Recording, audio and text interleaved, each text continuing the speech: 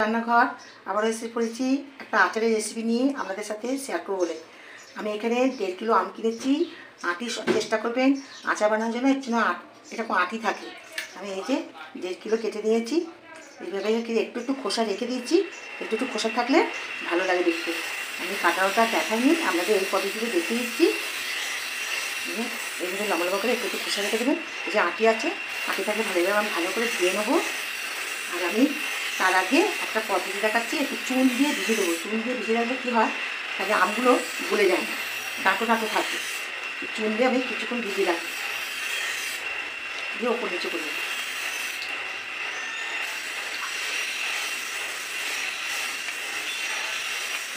10 minute মতন এই চুনের জলে একটু ভিজিয়ে রাখবো, কষ্টও বেরিয়ে যাবে আর আমগুলো গলে যাবে না। আমার মা দিদাটা করতো, দেখেছি আমি। এবার আমি চুনে কিছুক্ষণ ভিজিয়ে দিচ্ছি। এবার আমি ভালো করে রগড়ে রগড়ে এই যে কষ বেরোচ্ছে, রগড়ে রগড়ে এবার আমি তুলে নেবো। একটা ঠান্ডা মতনই তুলে নিলাম।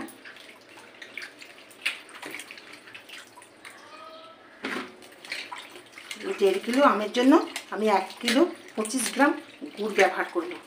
গুড়ে করলে ভালো হয়, দেখতেও সুন্দর লাগে।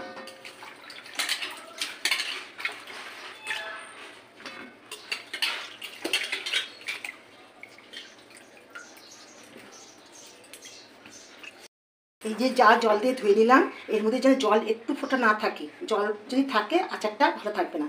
এবার আমি একটা শুকনো ন্যাকড়া নিয়েছি, আমগুলোকে সুন্দরভাবে আমি একটা একটা করে মুছে নেবো।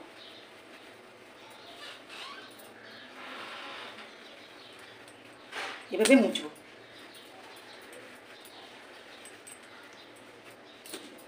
প্রত্যেকটা আম এভাবে মুছে আমি মিনিট 10 মতো একটু রোদে দেবো। এবার যখন খুশি করুন না, যে এক্ষুনি করতে হবে তখন ফেলে রাখলেও কোনো ব্যাপার নয়। এখন করে রেখে দিলাম, হয়তো রাত্রিবেলা করলাম, এরকম মানে জলটা যেন না থাকে। এইভাবে আমি সমস্ত আমগুলোকে মুছে দেবো, নিয়ে আবার ফিরে আসবো, আপনাদের দেখাবো কীভাবে আচারটা তৈরি করছি। বন্ধুরা, আমি আচার করার জন্য এবার যে মশলাটা দেবো, সেই মশলাটা শুকনো লঙ্কাটা আমি আগে ভেজে নিয়েছি। এটা ভাজতে বেশি সময় হয়, শুকনো লঙ্কা ভেজে নিয়েছি। এরপরে আমি একটু মৌরি দেবো, একটা মৌরি দেবো। 1.5 কিলো আম তো একটু মশলাটা বেশি করে মৌরি দিলাম। এবার একটু গোলমরিচ দেবো, গোলমরিচটা একটু টেস্টি হয় বলে গোলমরিচটা দিচ্ছি। গোলমরিচের সেন্টটা আলাদা, একটু গোলমরিচ দিলাম।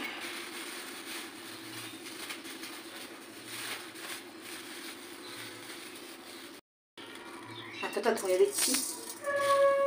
এটা একটু আলাদা করে আগে ভেজে নিই, কিন্তু জিরেটাও খুব তাড়াতাড়ি ভাজা হয়ে যায়, মানে জিরেটা একটু পরে দেবো, আগে একটু ভেজে নিই। যে মশলা যেভাবে করলে হয় ঠিক সেইভাবেই করবে। লঙ্কাটা একটু দিতে হয়, লঙ্কাটা আগে করে নিয়েছি। এগুলো একসাথে খাচ্ছি, লাফাচ্ছে চটপট চটপট চটপট চটপট আওয়াজ হচ্ছে। এই যে এই দেখুন আওয়াজ শুনতে পাচ্ছে। এই যে এরপরে জিরেটা দিয়ে আমি নামিয়ে দেবো, জিরে দেবো, ওটা জিরে দেবো।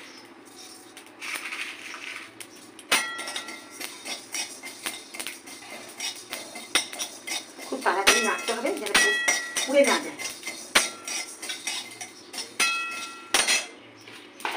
মশলাটা ভাজা হয়ে গেছে, খুব সুন্দর একটা স্মেল উঠেছে। এবার এইগুলো আমি থালায় নিয়ে নিচ্ছি ঠান্ডা করার জন্য। এবং এটা যে বাটবো আমি মিক্সিতে, শিলে বাটলে খুব ভালো হয়, কিন্তু খুব প্লেনভাবে মিহি করে বাটবো না, একটু আর্ধেক আর্ধেক করে বাটবো। এবার আমি আচারটা বানাবো। এই যে একটু রোদে দিয়ে শুকনো শুকনো করে দিয়েছি। এবার আমি তেল দিয়েছি কড়াতে, আর একটু 5 ফোড়ন দেবো।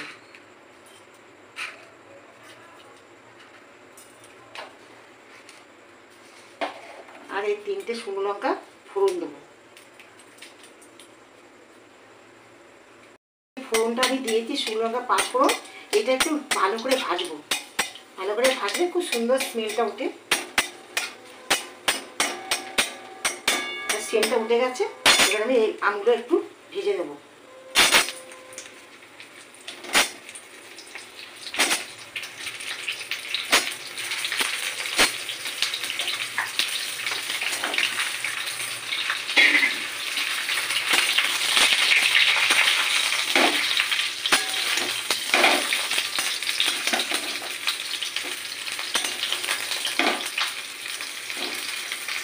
একটু নুন দেবো। প্লেন নুন দেবো।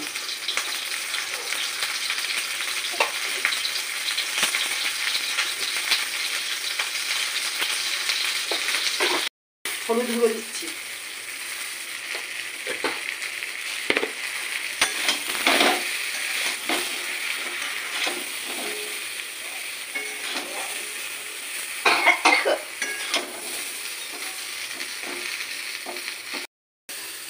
আমটা মোটামুটি আমার ভালো হয়ে গেছে। এবার আমি নামিয়ে একটা থালার মধ্যে রেখে দেবো। থালাটার মধ্যে আমি ঢেলে দিচ্ছি। আমি এখানে কিছু গুড় নিয়েছি, ভেলি গুড়। ভেলি গুড়টা গুঁড়ো করে দিচ্ছি। এটা শুধু আমি এর মধ্যে দিয়ে দেবো, কোনো জল দেবো না, শুধু ভেলি গুড়টা দিয়ে একটুখানি গুড়টা নরম করে দেবো, একদম লিকুইড করে দেবো। দিয়ে তারপরে আমগুলো আমি দেবো। আরও গুড় দেবো, ওখানে এক বাটি দিয়েছি, আরও দেবো। আম অনুযায়ী আমাকে গুড়টা দিতে হবে। গুড়টা দিয়ে করলে খুব ভালো হয়, কালারটাও ভালো আছে। আর মিষ্টিটা চিনিটা দিলে যতটা মিষ্টি হয়, গুড় দিলে ততটা মিষ্টি হয়, চিটটাও খুব ভালো আসে। আমি গুড়টা আগে গলিয়ে নেবো। লেগে যাচ্ছে বন্ধুরা, এই যে এতগুলো গলে গেছে কিন্তু কড়া লেগে যাচ্ছে, এই জন্য আমি একটু জল দেবো। এবার গুড়ের পরিমাণ একটু দেবো।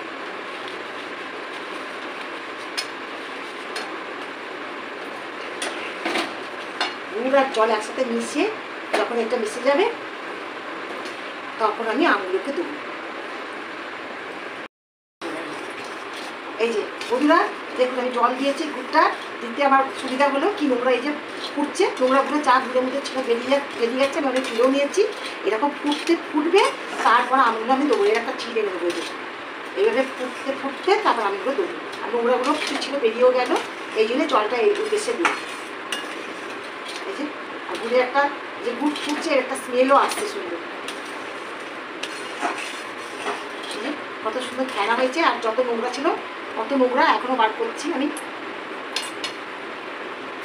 দেখুন কত ঠিক হয়ে গেছে, সুন্দর দেখতে হয়েছে। আর নোংরাগুলো যা ছিল বারও করেছি। এবার কিছু কিছু নোংরা আছে আমাকে বার করে দিতে হচ্ছে। আপনারা যদি পারেন একটু ছেঁকে দেবেন। আমার বড় ছাঁকনি নেই, আমি ছাঁকতে পারিনি। আমি এই খুন্তির সাহায্যে তুলে দিয়েছি। এবং আমি আমগুলোকে দেবো। একটু জল দিয়ে দিলে দুধটা ভালো হয়। এবার আমি আঁচটা বাড়িয়ে দেবো।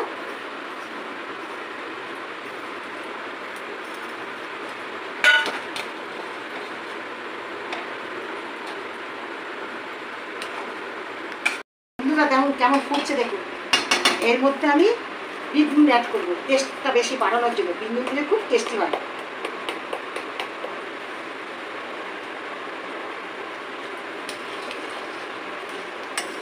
আম আর গুড় পরে কি অবস্থা হয়েছে দেখুন। বিট নুনটা দিতে খুব সুন্দর স্মেল উঠেছে। একটা উঠেছে না?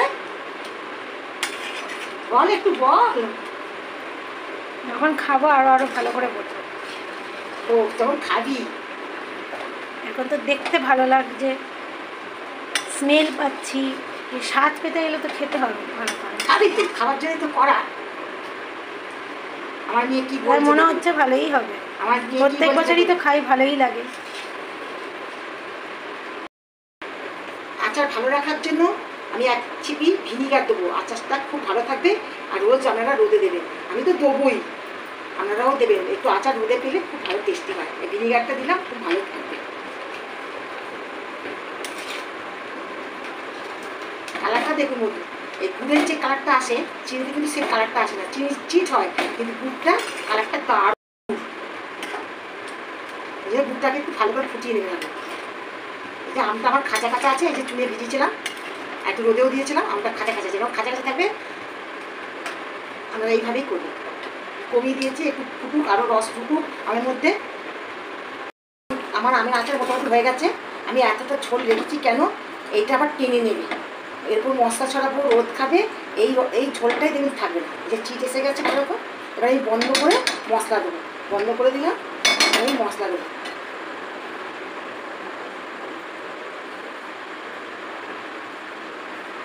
আর কিছুটা মশলা রেখে দিলাম, তাকে যখন বয়নে ঢোকাবো তখন আবার দেবো। এবার খেতে দেবো।